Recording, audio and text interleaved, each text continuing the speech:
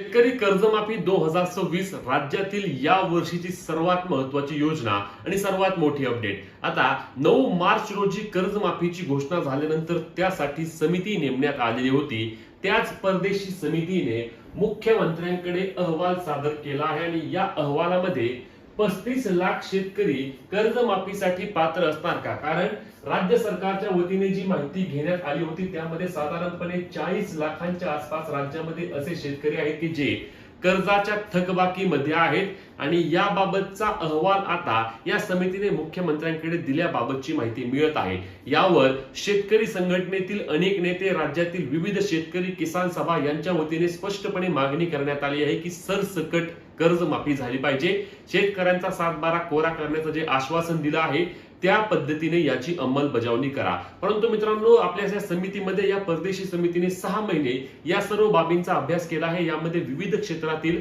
सहकार क्षेत्र असेल, कृषी क्षेत्र असेल, अशातील तज्ञ लोक होती आणि या तज्ञांनी अभ्यास करून यामध्ये अहवाल केला आहे की शेतकरी कर्जबाजारी का होत आहे आणि शेतकऱ्यांना कर्जबाजारी न होऊ देण्यासाठी कोणत्या उपाययोजना केल्या पाहिजेत, कर्जमाफीची अंमलबजावणी कशा पद्धतीने केली पाहिजे. आणि आता कर्जमाफीबाबत मंत्रिमंडळ बैठकीमध्ये जेव्हा मुख्यमंत्री हा अहवाल सादर करतील त्यानंतर याचा GR देखील येणार आहे आणि हा GR आल्यानंतर कर्जमाफीची प्रक्रिया लगेच सुरू होणार आहे. परंतु यामध्ये आता किसान सभेच्या माध्यमातून एक मागणी करण्यात आली आहे की जो अहवाल तुम्हाला परदेशी समितीने दिला आहे तो अहवाल तुम्ही सादर करा किंवा सार्वजनिक करा, सर्वांना पाहू द्या की त्या अहवालामध्ये नक्की काय दिलं आहे, नक्की कशा पद्धतीने तुम्ही या कर्जमाफीची अंमलबजावणी करणार आहात.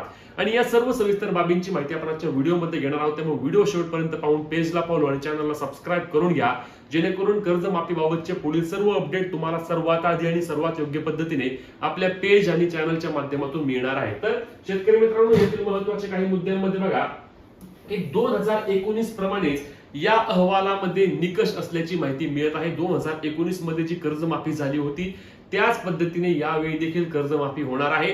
परंतु यामध्ये तारखा आधी स्पष्ट करण्यात आल्या होत्या, ज्यामध्ये 30 सप्टेंबर 2025 पर्यंत थकबाकीमध्ये असणारे शेतकरी, त्यासोबतच 2 लाखांपर्यंतची जास्तीत जास्त कर्जमाफी आणि त्यासोबतच 9 मार्च 2026 रोजी ज्या शेतकऱ्यांनी त्यांची त्या ठिकाणी कर्जाचे नवे जुने केले आहे ते शेतकरी या 50,000 रुपये प्रोत्साहनपर अनुदानासाठी पात्र असणार आहेत. अशा पद्धतीने या कर्जमाफीबाबत आधीच 2-3 गोष्टी क्लिअर केल्या आहेत. आता यामधील महत्त्वाची मागणी म्हणजे अहवाल लवकरात लवकर खुला करा, अशी किसान सभेची राज्यातील विविध शेतकरी नेत्यांनी स्पष्टपणे मागणी केली आहे. आम्हाला पाहू द्या की नक्की या अहवालामध्ये काय लिहिलं आहे, कशा पद्धतीने तुम्ही कर्जमाफीची प्रक्रिया राबवणार आहात. कारण लक्षात घ्या, मंत्रिमंडळ बैठकीमध्ये तुम्ही अहवाल सादर करून GR काढण्याच्या आधी एकदा आम्हाला अहवाल पाहू द्या.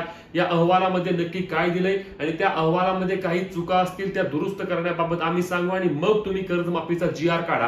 कारण एकदा GR जर आला तर त्यामध्ये लगेच ही प्रक्रिया सुरू करण्यात येते आणि प्रक्रिया सुरू झाल्यानंतर त्यामध्ये जे शेतकरी वंचित राहतील त्यांना कदाचित या कर्जमाफीतून वगळण्यात येईल आणि त्यांना या कर्जमाफीचा लाभ मिळणार नाही. आणि असे राज्यातील 7-8 लाख शेतकरी 2017च्या 19च्या कर्जमाफीमध्ये देखील राहिले होते की ज्यांना या कर्जमाफीचा लाभ मिळाला नव्हता. मग अशा पद्धतीने कोणतेही शेतकरी यामधून वंचित राहू नये म्हणून एकतर सरसकट करा किंवा हा अहवाल सादर करून यामध्ये नक्की काय आहे ते आम्हाला शेतकऱ्यांना पाहू द्या, अशी मागणी राज्यातील विविध शेतकरी संघटना असतील किंवा शेतकऱ्यांकडून स्वतः देखील होत आहे.